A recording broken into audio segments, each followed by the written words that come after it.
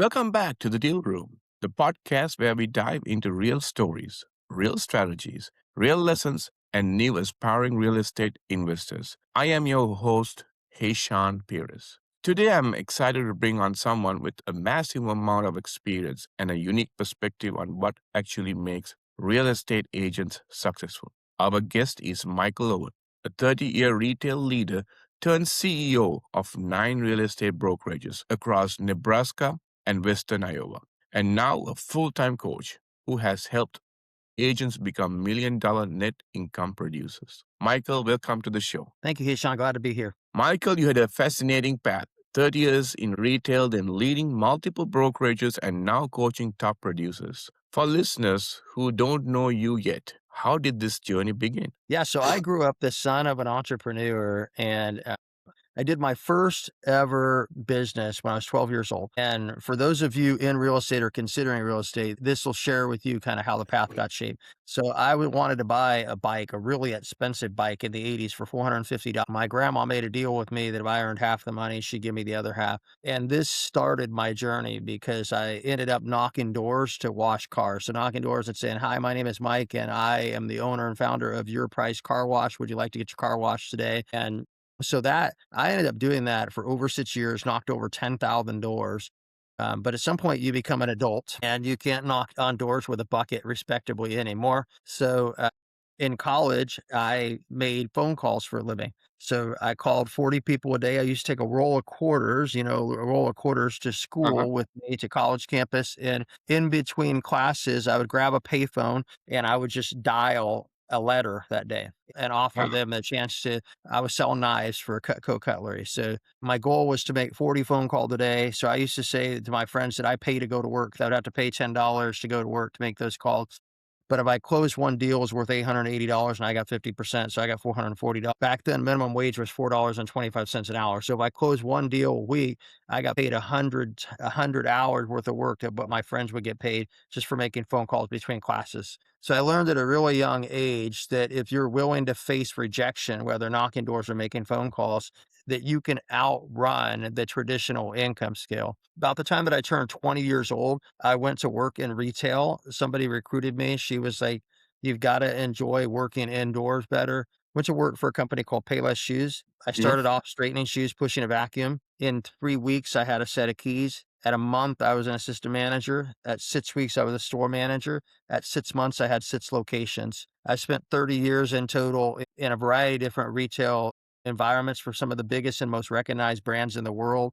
Payless Shoes, Joanne Fabrics, Dollar Financial Group, H&R Block, 24 Fitness, Target, Take Five, and then eventually the kingpin retailer for the conversation we're having today at Keller Williams. I was brought on to run two offices, one brokerage, and ended up running 9 offices total, as Ashawn mentioned, across Western Iowa and Nebraska. And so it was a kind of a culmination that CEO journey of everything that I had done, like learning how to prospect and to generate income through offers at an early age, and then learning leadership inside of some of the biggest companies in the world. It all kind of fell together, and then how I ended up becoming a private coach. Well, part of it was I also want to give back. So the best part of that 30-year journey was the ride home. So you achieve some levels of success, and when you're on your drive home, people call you and they say, "Hey, help me solve this problem." And that became my favorite part of every day. Is I would have people text me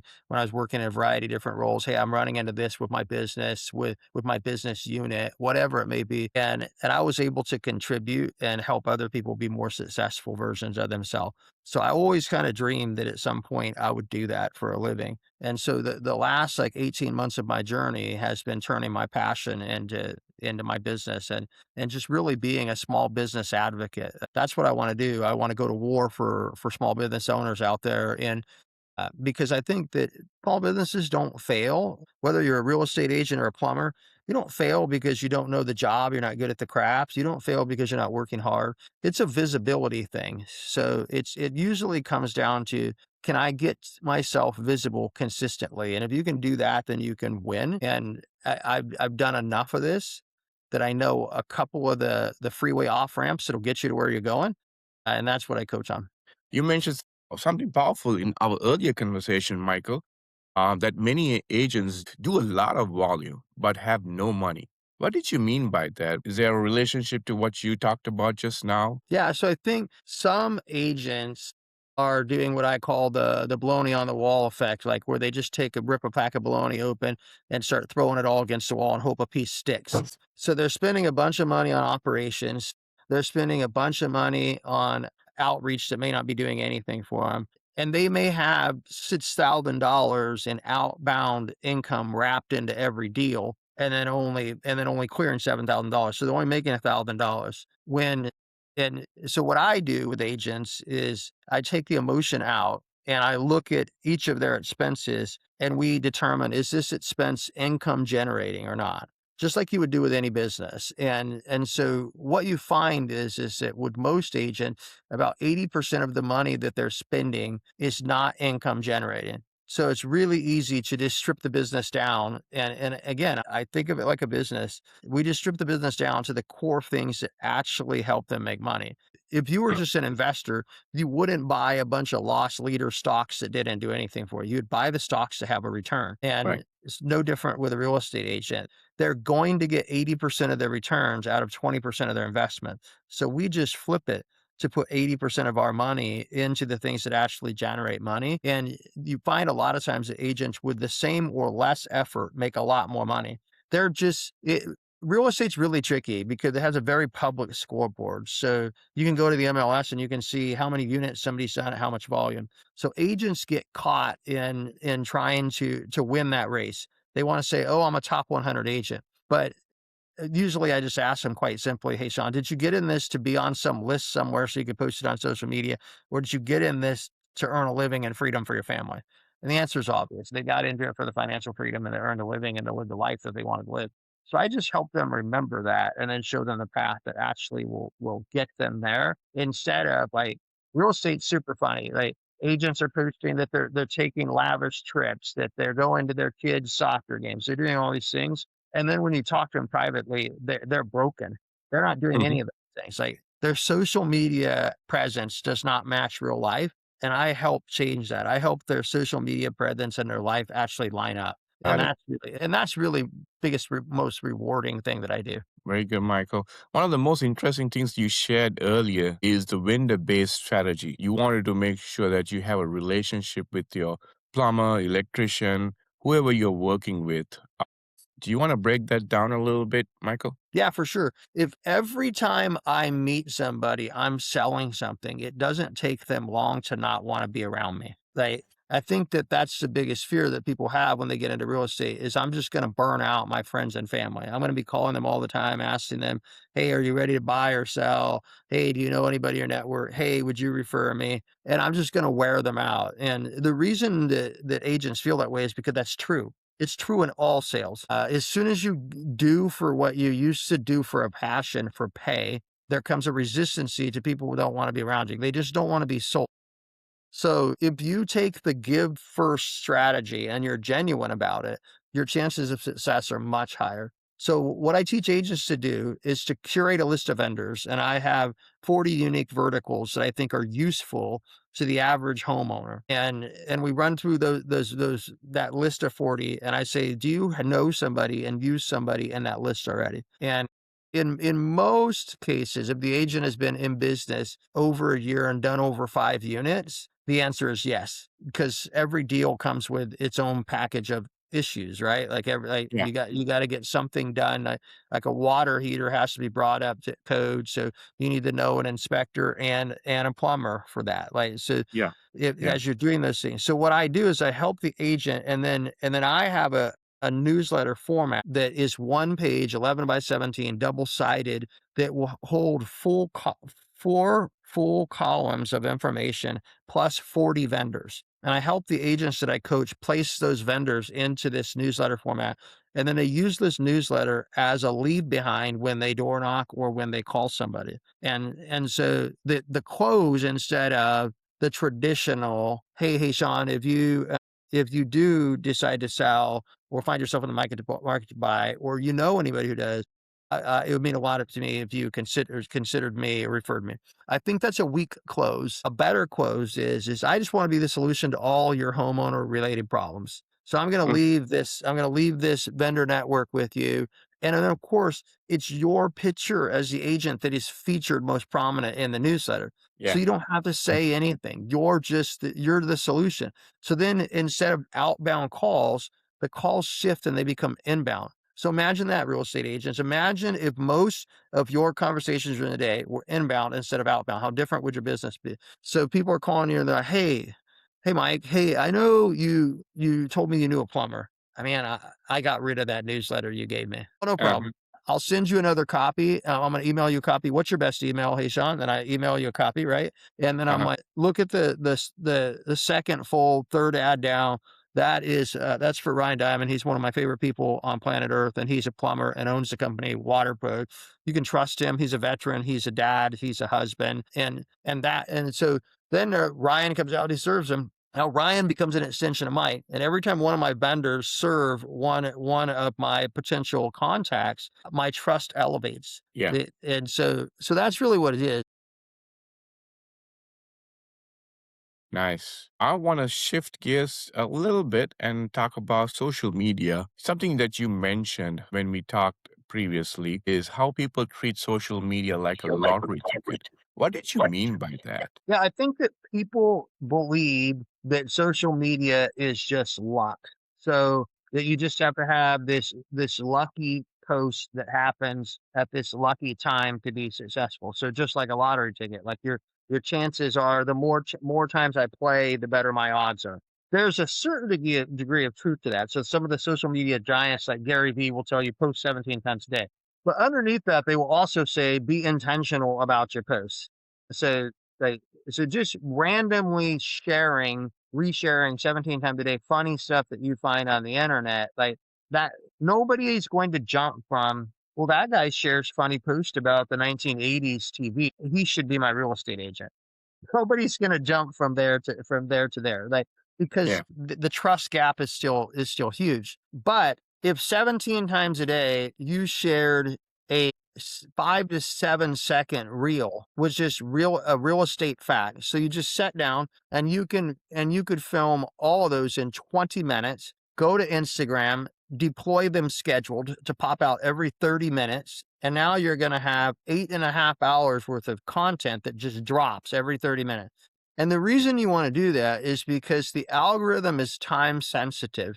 So, for example, on LinkedIn, if you only post once a week on LinkedIn, it should be at 11 a.m. on Tuesday.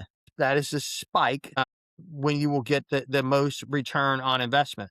And there's a lot of reason behind that. It's a professional network. Monday is people's busiest day. Friday, people are already checked out. So Tuesday morning, people come in, they have their morning coffee, their breakfast, whatever, that 9 a.m. time. So somewhere between 10 to 11, they're like, okay, my week has settled into normal. Let me check my networks. It's just about having a clear, consistent, and intentional strategy. It's not like, I think people think social media is like they're out, they see something, they go, oh, that's really cool. My network would like that. That's smart. Cut the video, but then sit on it and intentionally drop it when the audience that's going to see it. So I saw somebody do a really smart video on being a soccer mom. Hmm. She posted it at 2 in the afternoon. Well, every soccer mom is busy shuttling kids at 2 in the afternoon. She Yes. missed her window. Post that same post at 5 o'clock when she's home, got the kids there, and it's right before the dinner hour, or post it at 8 p.m. when she's settled into bed and got the kids to bed. Your chances are much higher of being successful. So it's not that you don't need a little bit of luck. I think one of the best stories that I ever heard about like intentionality with the internet is, so there's a podcaster out there. She's got millions of followers. She runs a podcast called Gold Digger, GOAL. And so she became famous overnight, like a true overnight story.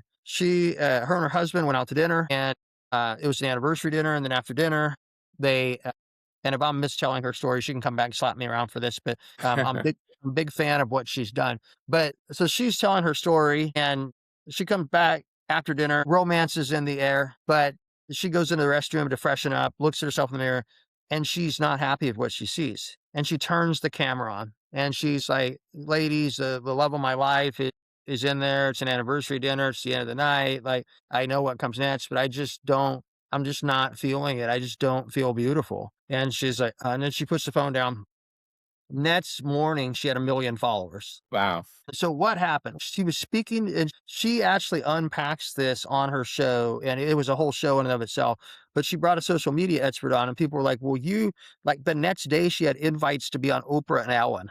Like that's how overnight success it went. And so people were like, well, that's just luck. And actually she did four algorithm busting things all at once. Her timing was perfect, her vulnerability was perfect, her hook was perfect. She did all the stuff they teach, but she just did it naturally. So Hmm. so you can either hope for your gold digger moment or you can curate it. Like you can do the right thing. So I mean, I have an article on LinkedIn that an article. So this is long form, multi-page article with 50,000 impressions. How did it happen? Well, I just spoke to the person that I used to be because as Rory Vaden said, I think we're best equipped to help the person that we used to be. So I Okay. talked to store directors in retail directly in the article and they responded, they shared it, it blew up in LinkedIn long form article terms. It blew up. And it was because it was authentic and it hit a nerve. And really what I said in the article was that most people don't realize that somebody running a big box location is running a 40 to $100 million business. So I said Hmm. that the next CEO of your business might currently be the person that you call store manager or store director at your local big box or grocery store.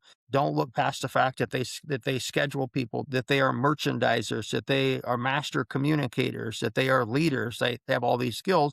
And of course, that audience responded huge and said, yes, I feel heard. So the point is, when you elevate other people, you eliminate the luck, pattern that is in social media. It's funny. The world is really simple. When you seek first to help other people, your chances of success increase dramatically. Very interesting topic, Michael. Switching back to real estate, let's talk about the future of real estate. What challenges do you see for real estate agents in the next 5 to 6 years? How do you think they should navigate through the waters of real estate? Yeah, I think that there's a mindset shift that has taken place. So, for the longest time, real estate and sales in general was where the people who hustled went. It was people who they're like, hey, I think I can be successful in real estate because I'm willing to do the things that other people aren't willing to do. I'm willing to have tough conversations. I'm willing to face rejection. I'm willing to knock doors. I'm willing to cold call. I'm willing to cold DM. I'm willing to put myself out there. I'm willing to do those things. And now I think one of the greatest dangers in real estate is that social media has made it seem like if you're just the prettiest person who's on social media the most, you're going to win. And it's never been less true because that market is saturated because of filters and AI and tools like that. The market is just saturated with pretty people telling you they know the market. Hmm. So people are creating this gap and they're not working on the right stuff. So this is what I know, guys. I know this. This is the system that I teach. I'll give you thousands of dollars of coaching free of charge here on the deal room. So hey, Sean has pulled it out of me. So talk to enough people, say the right stuff, and follow up, and you win in real estate. It's really that simple. And if you're not winning, you need to figure out which one of those three things are you not doing well. Are you not talking to enough people? Are you not saying the right stuff? Is your scripting not good? And do you not have a clear follow up mechanism? I've never met an agent that does those three things at the right pace that is not making their financial dreams come true. So I think the future of real estate is because there are more tools out there. There are more Zillows and Homes.com and Redfin than there have ever been before. So people think that they don't have to prospect, that they can just buy leads. And so real estate agents, the prospecting muscle is getting flabby. It's getting weak. And the more creative those companies get at selling you the idea, I know an agent that's paying 70% for leads Wow. because she doesn't want to prospect. The Hmm. amount of volume and clothes she's going to have to do are 3x somebody who's organically driving their traffic. So and she has dreams of earning $500,000 a year for her family. Well, she's going to have to do the volume of somebody who earns 1.5 million net because of what she's paying to get those leads. So I just think in the days of the turn of the from 1899 to 1900, there was the snake oil salesman that was selling health. That was rolling around with his little cart and he had all his potions and he was selling health, right? Uh-huh. Well, today the snake oil salesman in real estate is the person selling you on the idea that you don't have to do cold prospecting anymore to be an agent. And that's just not true. But what I do think is the win is, so the people who don't buy that and who keep doing the prospecting, the gap is going to get bigger. Your chances of succeeding if you work hard and are willing to do the prospecting have never been better because there's a lot of people out there holding the title, buying the license, hanging it in an office that are scared to death to pick up a phone or knock on a door. And if you're willing to do that. And so I find a lot of people that are in retail jobs or like farming jobs, they're hard is dripping sweat every day. So when you say to them, Uh-huh. would you like to come work inside an office, wear a tie, talk to people for a living? They're like, yeah, that sounds great. You'll make more money. That sounds really great. You will have to get rejected. The heart of being rejected versus dripping sweat processing freight, they're willing to face it. So retail has once again went full circle that the hustler or the hardest worker in the room is going to be the most successful. Very good. You touched upon AI in there a little bit when you were talking about it. What role do you think AI might play in the future of real estate? One of the things that I coach on, that people come to me and they're like, Mike, when is it time to buy help? So Uh-huh. when is it time that and the first help that I tell everybody should get is get an operations person. So I think that gap, depending on the market that you're in, and when you're doing like a unit every 2 months, so you're doing like 6 units, you're starting to feel the pressure a little bit if you're doing prospecting right, because you're starting to fill your funnel. You're having to talk to a lot of people. You're doing follow up and conversation, but the deal side of it hasn't broke yet. And so you can't afford to buy an operator yet. Because I really advise people that if you consistently for a year or more produce a unit every month, you should be paying for an operator. The role AI plays Hmm. is AI can help you efficiently bridge that gap. So doing those listing write-ups, having the responses to certain emails and certain texts pre-written, like AI can help you organize those, especially if you're really good with the conversation folders. The same way that 10 years ago, the people who were winning in real estate and sales were the people who had organized folders in their inbox. Today, people who have organized folders in their conversations of AI, they win because real estate's not tricky. It's like anything else. You have the same conversations over and over again. So if you can more efficiently respond, then you have more time for prospecting. The key of leveraging AI is, and you and I talked about this in our conversation last week, hey Sean, and prep for this, is I think Okay. the key to leveraging AI is that it can't be a tool that helps you lay around on the beach. You need to use the time Yes. you gain, the efficiency time, to prospect and give back to your business, to reinvest in your business.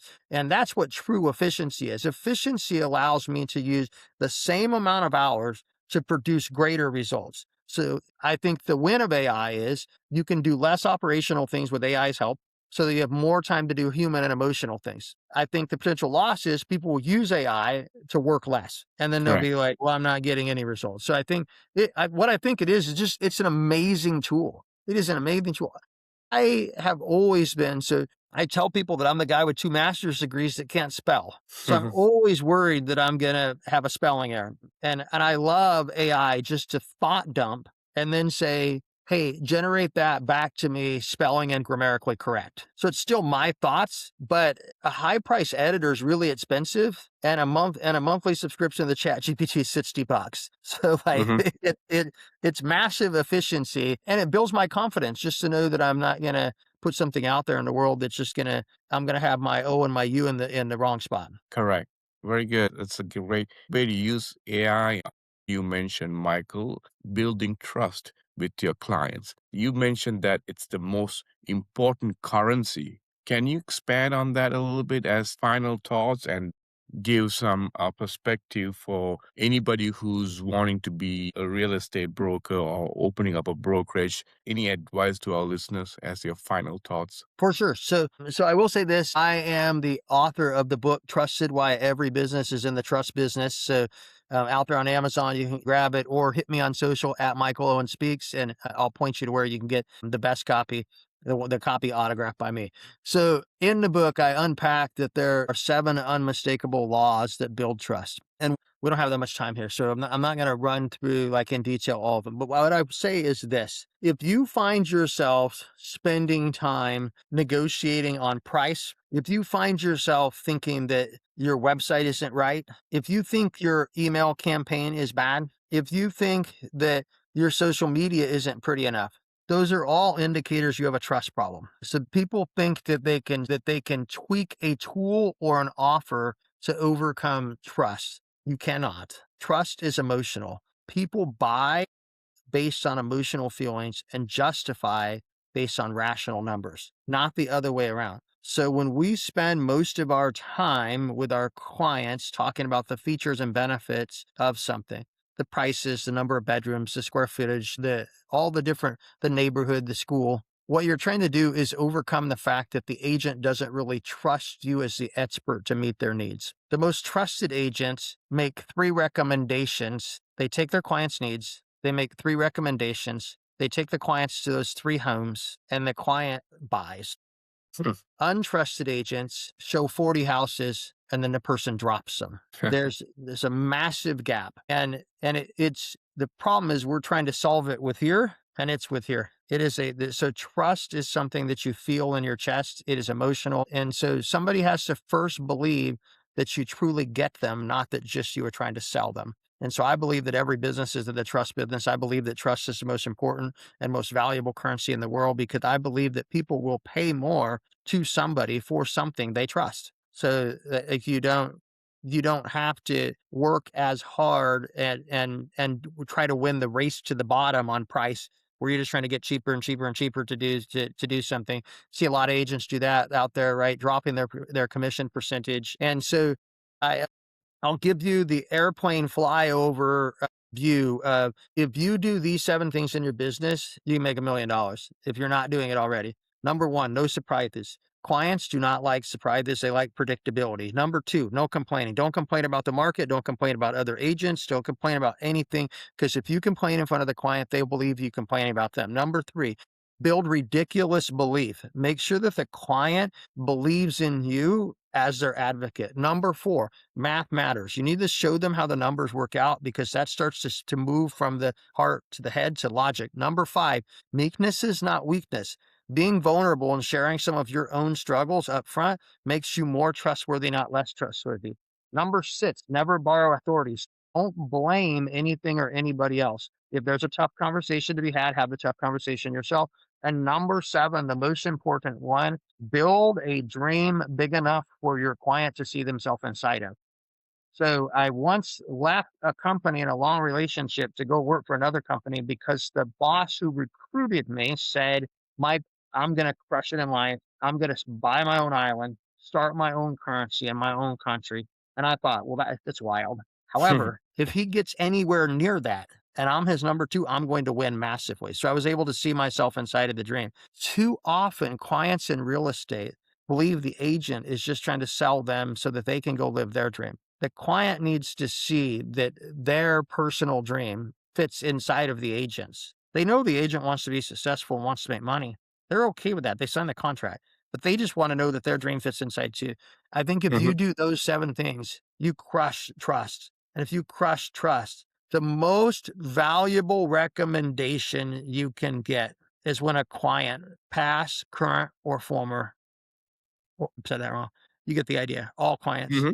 Correct. says you can trust him or her. Very good, Michael. Michael, this has been incredibly valuable. Your insights on trust just itself, I mean, that's amazing. Systems and future of the industry are exactly what new agents need to hear. Thank you so much for joining today and sharing your thoughts, Michael.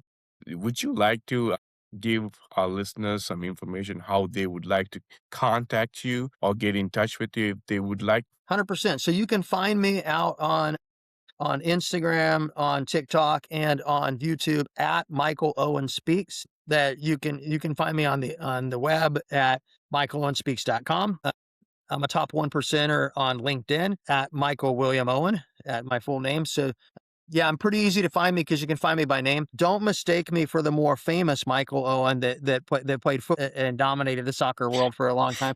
He's better looking, better at soccer, and more famous than me, but he might not be able to help you at business and real estate the way that I can. Thank you, Michael. I appreciate that. Thanks, everyone, for tuning into Deal Room. If you enjoyed this episode, make sure to subscribe, leave a review, and share it with someone who's thinking about getting into real estate. Thanks, everyone, for joining. Have a great day.